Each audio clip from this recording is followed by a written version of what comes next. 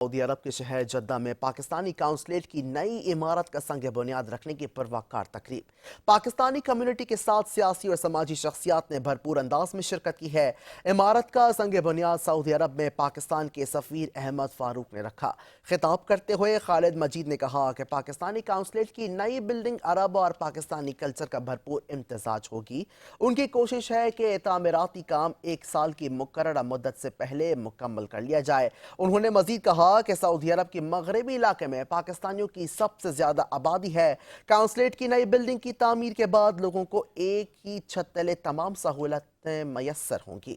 पाकिस्तानी सफीर अहमद फारूक ने कहा कि नई इमारत के काउंट पर वो काउंसिल जनरल जद्दा खालिद मजीद और उनकी टीम को वो मुबारकबाद देते हैं। बिल्डिंग जो है तकरीबन 4 मंजिला बिल्डिंग है और लगभग 9,000 स्क्वायर मीटर इसका कवर्ड एरिया होगा। पहली 2 फ्लोर जो हैं वो काउंसलर सर्विस के लिए मुख्तस होंगी।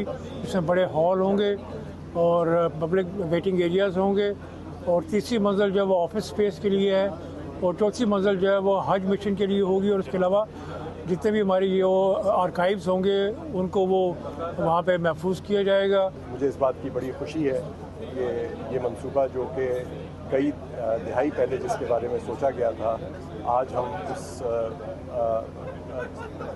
स्टेज पे पहुँचे हैं कि इसका संग बुनियाद रखा गया है और इंशाअल्लाह जैसे ये पाए तकमील को पहुँचेगा तो यहाँ की कम्युनिटी को हम बेहतर से बेहतर सहूलियात जो हैं वो फराहम करेंगे।